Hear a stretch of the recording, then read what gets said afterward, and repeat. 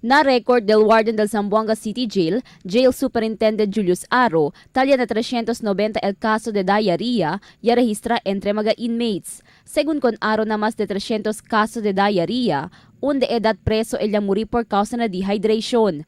Inseguida se llama el City Jail con el personal de la Oficina de Salud a ver examina con el agua na posibilidad contaminado este de bacteria. Según la City Health Office, negativo el agua na City Jail na bacteria ita estudia pa ahora si tiene ba este que hace na enfermedad de norovirus. So we requested the City Health Office para i-check yung tubig natin at 2 days ago pumunta sila dito to check at sinabi naman nila na hindi naman contaminated yung tubig natin. So far ngayon ay manageable itong problema natin at may mga immediate intervention naman kami ginagawa.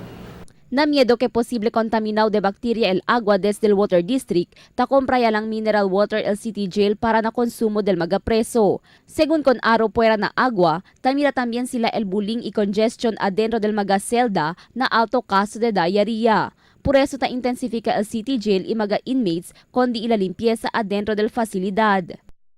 We always reminded ng inmates ng yung mga personal hygiene nila, So ngayon, nag-intensify talaga namin yung kampanya talaga na panatilihin yung kalinisan dito dahil alam naman natin dito na lang talaga yung pinakaunang prevention natin.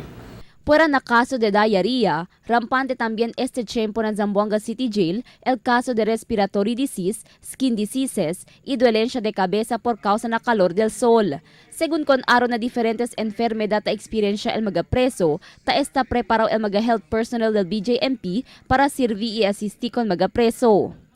Crystal Almonia, Dateline Zamboanga.